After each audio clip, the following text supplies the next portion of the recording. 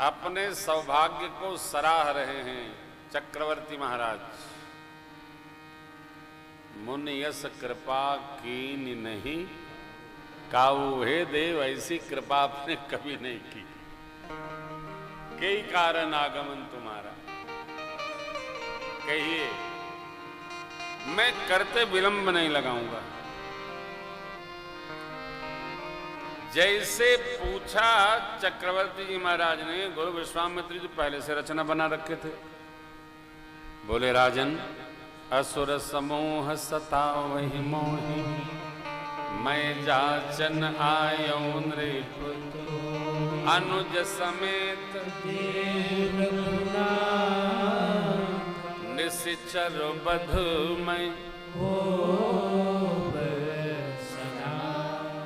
देहु भूपमन हर्षित तजहु मोह, धर्म सुजस प्रभु तुम इन कहयति। राजन प्रसन्न मन से दीजिए, प्रसन्न मन से देना सरल नहीं है साहब।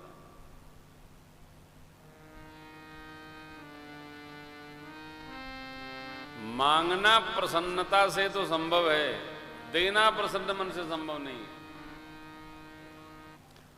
और जिसको प्रसन्नता से देना आ गया वो सौभाग्यशाली माने अपने को।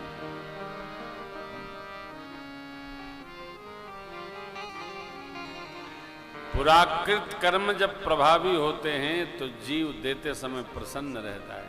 क्यों? वो इन पंक्तियों को बार बार स्मरण करता है। तन मन धन जो भी है सब कुछ है तेरा, स्वामी सब कुछ है तेरा, तब तेरा तुझी में अर्पण, तेरा तुझी में अर्पण का लागे मेरा।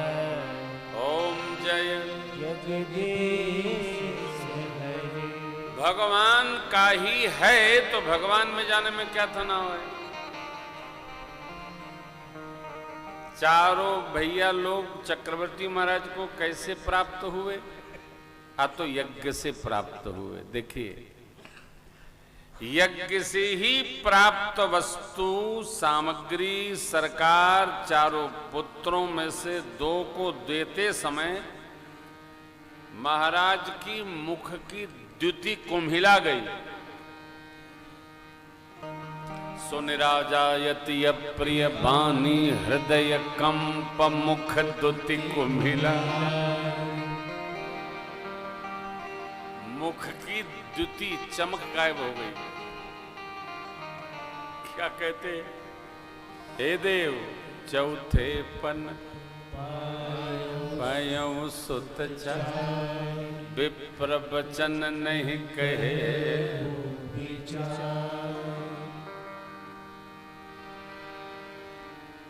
कोश ले लीजिए,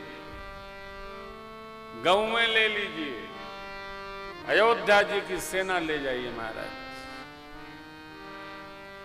शरीर से प्रिय कुछ नहीं है, कहिए तो प्राण आपके साथ पहुंचा दूं जहां कहिए। चारों पुत्र मेरे को प्राण के समान प्रिय है, राम जी तो देते ही नहीं बनते। राम देत नहीं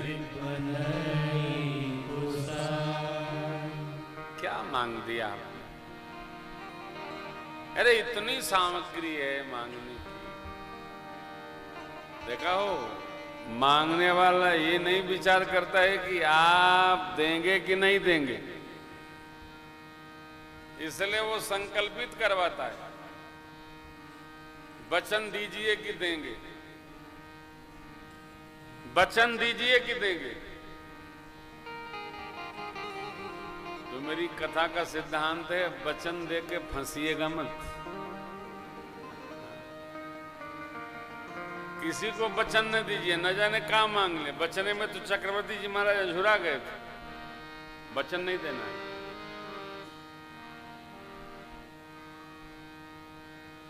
वचन की भी एक कथा है। एक पंडित जी ने भोले बाबा के लिए तप किया, भोले बाबा प्रसन्न होकर पंडित जी को एक शंख भेंट किए।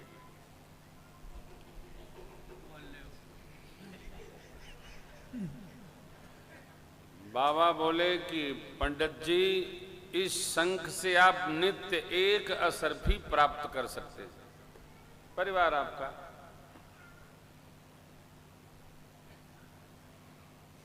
पंडित जी से कुछ विधि पूछने पंचांग की, कोई श्रीमान जी आ गए।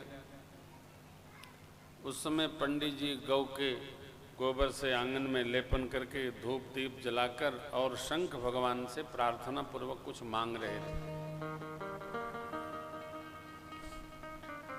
शंख भगवान ने एक असर भी दे दिया।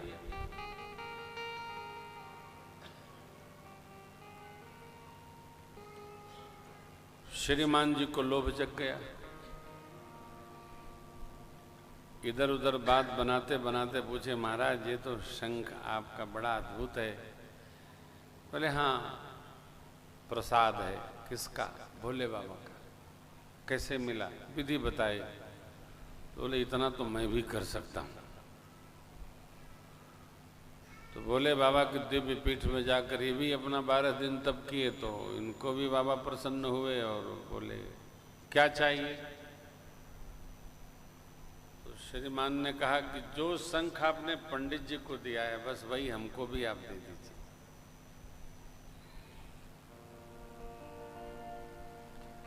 बाबा ने दे दिया। पंडित जी से आके विधि पूछे और विधि पूछ करके वो भी प्रातःकाल अपना लेपन पूजन करके, हे शंख भगवान एक असरफी दे दीजिए, जैसे पंडित जी को देते हैं। शंख भगवान बोले एक क्या होता है, 2 लो। तो बोले 2 दे दीजिए। 2 क्या होता है, 4 लो। तो कहे 4 ही दे दीजिए।